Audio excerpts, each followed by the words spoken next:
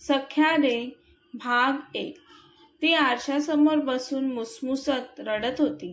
तिने आरशातच समोरून येणारा उंच धिप्पाड गोरापान हँडसम हिरव्या डोळ्यांचा त्याला पाहिले. क्षणभर ती पाहतच बसली. ती थोडा वेळ स्तब्ध झाली होती, कारण नवरीच्या रूममध्ये असे कोणालाही येणं अलाउड नव्हते आणि हा कोण कुठून आला म्हणून ती घाबरली. तुम्ही कोण आहात आणि इथे माझ्या रूममध्ये काय करत आहात? पण तो मात्र ताड तसाच तिच्याकडे चालत येत होता.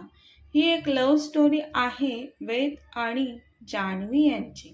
सुरुवातीला ते एकमेकांचा खूप तिरस्कार करतात, पण नंतर ते हळूहळू त्यांच्याही नकळत एकमेकांच्या प्रेमात पडताना आपल्याला दिसतील. तर जे माझे मित्र मैत्रिणी स्टोरी ऐकत आहेत त्यांनी पहिले न विसरता चॅनलला सबस्क्राईब करा ही विनंती. ही एक कथा म्हणून ऐकावी. कोणत्याही सत्य घटनेशी कथेचा संबंध नाही. स्थळ अमेरिका. पहाटेच वेदचा फोन वाजतो. पहाटे 4 वाजले होते आणि त्याचा फोन वाजला. हॅलो अरुण, बोल ना, काय झाले? इतक्या लवकर फोन केलास? अरे कारणच तसे आहे म्हणून फोन करावा लागला.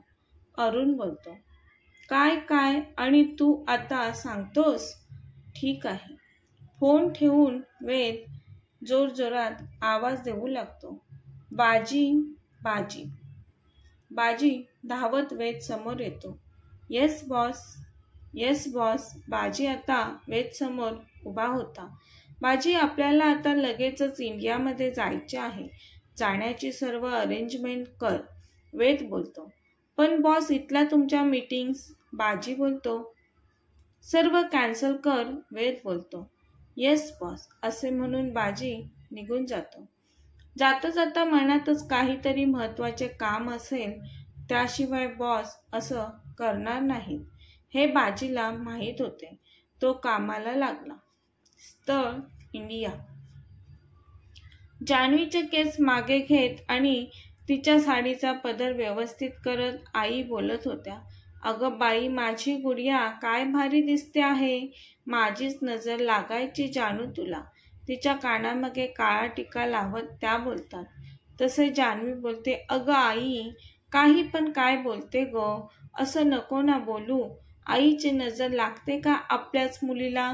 काही पण तुझे हो ग बाळा, आईची नजर नाही लागत. पण आज तू नवरीच्या पोशाखात एवढी सुंदर दिसत आहेस, गुडियाच जणू. म्हणून राहवलं नाही, बोलता बोलून गेले. जान्हवी आईकडे बघते तर भरलेल्या डोळ्यांनी कौतुक करत असते ती माऊली. आईला असे पाहून जान्हवीला पण रडू येते. अगं जानू, आता रडायचे नाही. थोड्या वेळातच लग्न आहे तुझे. मेकअप खराब होईल. अगं आई, तू का रडते मग? आपले अश्रू पुसत स्वतःला सांभाळत आता मी नाही रडणार असे बोलून त्या जान्हवीला बोलतात. अगं जानू, मी काय सांगते ते नीट लक्षात असू देत. आता थोड्या वेळाने सागररावांसोबत तुझे लग्न आहे. तर लग्न झाल्यावर तू तुझ्या रागावर थोडा कंट्रोल ठेव बाळा. कोणाला उलट बोलायचे नाही. जानू, थोडा मोठ्यांचा मान ठेवायचा. हो ग आई, आतापर्यंत किती वेळा सांगितले, सर्व आहे माझ्या लक्षात. आता नको चालू करूस. तेवढ्यात जान्हवीच्या मैत्रिणी कोमल आणि बेला वरती जान्हवीच्या रूममध्ये येत बोलतात. काकू, तुम्हाला काकांनी लगेच खाली बोलावलं आहे. हो बाळांनो, मी जाते खाली. तुम्ही जानूजवळ थांबा. हो काकू, तुम्ही नका काळजी करू, आम्ही थांबतो जानू सोबत. जान्हवीची आई निघून जाते. जानू, नको ग असा चेहरा पाडून बसू. होईल सर्व नीट, काळजी नको करू. हो ग कोमल, बाबांनी ठरवलंय माझं लग्न. माझा पूर्ण विश्वास आहे माझ्या बाबांवर, जानू बोलते. अगं विश्वास आहे बोलते, मग चेहरा कशाला पाडते? बेला बोलते. ती पुढे होऊन कोमल आणि जानूला मिठीत घेऊन बोलते. ये हुई ना बात, अभी टेन्शन नहीं लेने का. ए जानू, ऐक ना. अगं खाली सर्वजण खूप धमाल मस्ती करत आहेत आम्ही पण जाऊ का थोडा वेळ? तसंही तुझं सर्व उरकलंय. बेला जानूला बोलते. जान्हवी हो बोलते. तशा त्या दोघी आनंदाने धावतच हॉलमध्ये जातात. मोठा अलिशान लग्नाचा हॉल पाहुण्यांनी गजबजून गेला होता. पार्किंग लॉट पण गाड्यांनी भरून गेला होता. सनई चौघड्याचा नाच सर्वत्र घुमत होता. गृहमंत्र्यांच्या मुलीचं लग्न होतं. आज बरेच नामांकित मंडळी लग्न सोहळ्यात सामील व्हायला आले होते. माधवराव पाहुण्यांच्या गाठीभेटी घेण्यात व्यस्त होते. पाहुणे आणि मित्र-मैत्रिणी लग्न सोहळ्याचे भरभरून कौतुक करत होते. माधवराव कोण तर आपल्या जानूचे वडील दुसऱ्यांदा गृहमंत्री झाले होते. आज जान्हवीचं लग्न काही वेळातच लागणार. ती आरशासमोर बसून मुसमुसत रडत होती. रूममध्ये कोणीतरी आल्याची चाहूल तिला जाणवली. तिने इकडे तिकडे पाहिले पण कोणीच दिसले नाही. माझा भास असेल कदाचित, असं मनातच बोलली आणि परत ती रडतच होती. ती आरशासमोर बसलेली त्यामुळे त्याने हळूच तिचे नवरीच्या पोशाखातील सौंदर्य पाहिले आणि तो पाहतच राहिला. काही क्षण तो तिला पाहतच होता, पण आजूबाजूच्या लग्नात होणाऱ्या आवाजाने तो भानावर आला. आपण इथे कशासाठी आलो आहे ते त्याच्या मेंदूने त्याला लक्षात आणून दिले. क्षणाचाही विलंब न करता तो तसाच ताड तिच्याकडे चालत आला.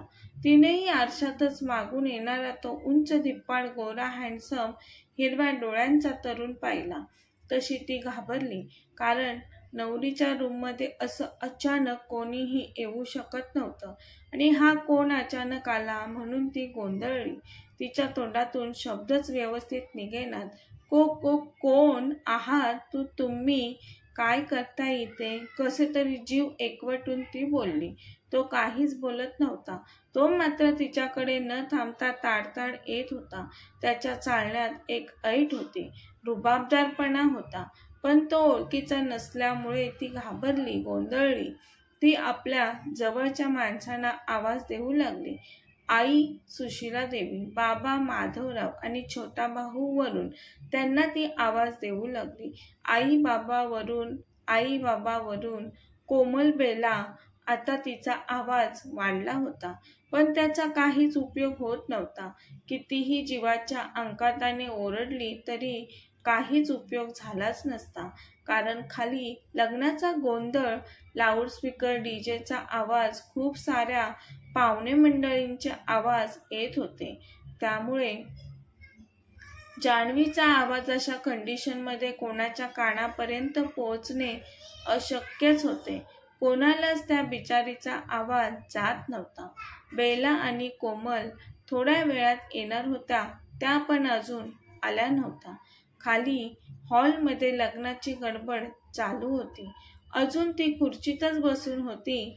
आता ती खुर्चीतून उठू लागली. त्याला समोर बघून ती नकशिकात घाबरली. ती उठताच त्याने तिच्या नाकावर रुमाल धरला. तिला थोडासा कसला तरी वास आला आणि ती लगेचच बेशुद्ध पडली. जान्हवीला पळवून नेण्याच्या तयारीतच तो आला होता. मोठ्या शिताफीने तो जान्हवीला तिच्याच लग्न सोहळ्यातून पळवून नेण्यात यशस्वी झाला होता. लग्नघटिका समीप आली होती. गुरुजींनी माईक हातात घेऊन पुकारलं, मुलीचे मामा नवरी मुलीला घेऊन मंडपात यावे. तसे तिच्या मैत्रिणी कोमल आणि बेला जान्हवीच्या रूममध्ये धावतच जाऊ लागला. धावत घाई करत त्या रूममध्ये आल्या तर त्यांना जान्हवी रूममध्ये दिसली नाही. त्यांनी आजूबाजूला पाहिलं, बाथरूममध्ये पाहिलं. जान्हवी रूममध्ये कुठेच नव्हती. आता मात्र त्या जास्तच पॅनिक झाल्या. त्यांनी जान्हवीचा भाऊ वरुणला कॉल केला आणि जान्हवी रूममध्ये नाही ते सांगितले. तो आई बाबा मामा मामी सोबत रूममध्ये आला. त्या सर्वांचा जान्हवीवर पूर्ण विश्वास होता. जान्हवी असं काही करणार नाही ज्यामुळे आई वडिलांची मान खाली जाईल. मग असं अचानक काय झालं? जान्हवी कुठे गेली? जान्हवीचे आई बाबा खूपच टेन्शनमध्ये आले. जान्हवी साधी सामान्य घरातील मुलगी नव्हती, तर ती गृहमंत्र्यांची मुलगी होती. खूपच लाडात लहानाची मोठी झाली होती. वडिलांच्या जवळ ती जास्त नसायची, पण वडिलांवर तिचे खूप प्रेम होते. वडिलांच्या मर्जीतील होती ती.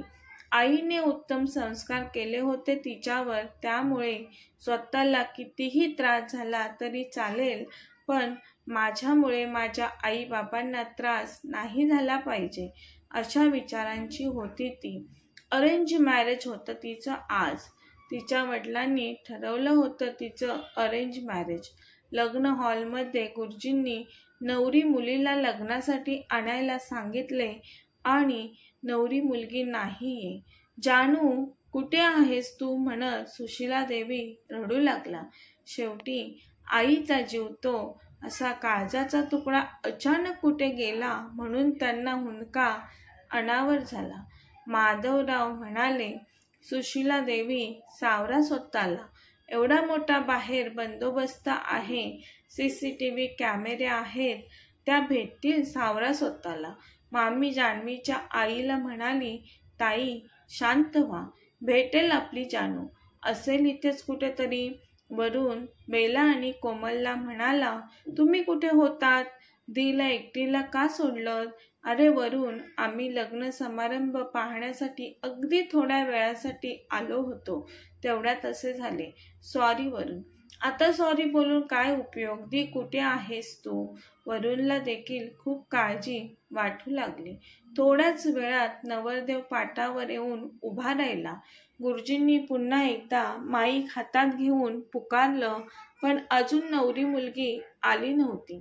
तुम्हाला सर्वांना माहीतच आहे लग्नात किती गोंधळ असतो. त्यात नवरी मुलगी खाली हॉलमध्ये गेली नसल्यामुळे नवरी मुलीला घेऊन या म्हणून सर्वजण आवाज देऊ लागले.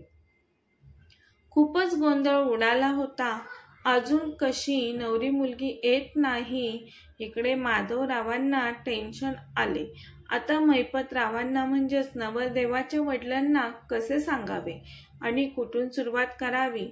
माधवराव आणि महिपतराव एकाच पार्टीतील निकटचे जोडीदार होते. माधवराव खाली हॉलमध्ये आले. महिपतरावांच्या समोर आले. त्यांच्या तोंडातून शब्द फुटत नव्हते. माधवरावांनी शरमेने आपली मान खाली घातली होती. अरे माधव, काय झाले? बोल ना, असा का चेहरा पडला आहे तुझा? महिपतराव विचारतात. तेवढ्यात बाजूला उभे असणारे जानूचे मामा बोलतात, जानू रूममध्ये नाहीये. बहुतेक तिला कोणीतरी किडनॅप केले असावे. हे ऐकून त्यांनाही धक्का बसतो. काय जानू नाहीये रूममध्ये? महिपतराव बोलतात आणि मटकन बाजूला असलेल्या खुर्चीत बसतात आणि आपल्या मुलाकडे, सागरकडे बघतात. एकतर सागर लग्नासाठी तयार नव्हता. मी कसे तरी विनंती करून लग्नासाठी तयार केलं त्याला, आणि आता जान्हवीच नाही म्हटल्यावर सागरराव काय करतील? आणि मनातच कचरले महिपतराव. अजून तर ही बातमी सर्वांना माहिती नव्हती, पण अजून थोडा वेळ गेला तर ही बातमी सगळीकडे वाऱ्यासारखी पसरेल आणि बाहेर जर सर्वांना ही गोष्ट समजली तर दोघांनाही जगात तोंड दाखवायला जागा राहणार नाही. महिपतराव माधवरावांना बोलतात, कोण आहे तो? मी त्याला सोडणार नाही. कोणी एवढी हिंमत केली माझ्या मुलीला किडनॅप करायची? मला माफ करा महिपतराव, माझ्यामुळे तुमच्यावर ही वेळ आली. माधवराव बोलतात. महिपतराव बोलतात, यातून काहीतरी मार्ग काढायला हवाय. आपण सर्व पाहुण्यांना खरं सांगूयात आणि लग्न समारंभ कार्यक्रम इथेच थांबूयात. घरातले सर्वजण जान्हवीच्या अचानक गायब झाल्यामुळे घाबरलेलेच असतात. पण माधवराव पुढे होऊन माईक हातात घेऊन अनाउन्समेंट करतात, नवरी मुलगी मिसिंग आहे. तिला कोणीतरी किडनॅप केले आहे. तर आता हे लग्न होणार नाही. त्यामुळे लग्नाला आलेले नातेवाईक चांगलं वाईट भलं बुरं बरंच काही बोलून गेले. जान्हवीच्या आईबाबांना ह्या अशा परिस्थितीमुळे खूपच अपमानास्पद आणि वाईट वाटत होतं. त्यांनी सर्वांची माफी मागत हा कार्यक्रम इथेच संपला असे जाहीर केले. हॉलमध्ये एकच गोंधळ उडाला, पण त्याला काही पर्याय नव्हता. माधवरावांनी पोलीस स्टेशनला जान्हवीची मिसिंग कंप्लेंट केली. तिचा होणारा नवरा सागर देखील खूपच चिडला होता. ते साहजिकच होतं म्हणा, कारण भर मांडवातून त्याची होणारी बायको गायब झाली होती. भलेही तो वडिलांसाठी लग्नाला तयार झाला होता, तरी त्याचा इगो दुखावला होता. तो मनातच बोलला, ही स्वतःहून तर गेली नसेल ना पळून. असे असेल तर मी सोडणार नाही जान्हवी तुला, सागर मनातच बोलतो. इकडे नवरी मुलगी जान्हवीला घेऊन जाणारा तरुण कोण होता? थोडक्यात Ved Babasaheb Sardeshmukh, America return. Business management course करून आपल्या वडिलांचा बिझनेस सांभाळत होता. रंग गोरा, 6 फूट उंच, हिरव्या डोळ्यांचा, वय 24 वर्ष. जबरदस्त हँडसम, रुबाबदार दिसणारा, बिझनेस सांभाळण्यात माहीर, संस्कारी, पण आता परिस्थितीमुळे अतिशय रागीट झाला आहे. कामाच्या बाबतीत कोणतीच काटकसर, दिरंगाई त्याला चालत नाही. त्याने मनावर घेतलेले कोणतेही काम एकदम परफेक्ट करतो तो. बाजी त्याचा सेक्रेटरी आणि मित्र देखील. वेद बाजीवर खूपच विश्वास ठेवतो. वेदचे कोणतेही काम असे नाही की ते बाजीला माहिती नाही. जान्हवीला किडनॅप करण्यात वेद बरोबर बाजी देखील आहे. वेद जान्हवीला किडनॅप करून का घेऊन जात आहे आणि कुठे घेऊन जात आहे हे कथेच्या भाग 2 मध्ये तुम्हाला पाहायला मिळेल. कथा आवडल्यास लगेचच चॅनलला सबस्क्राईब करा. लाईक, शेअर, कमेंट करायला विसरू नका. धन्यवाद.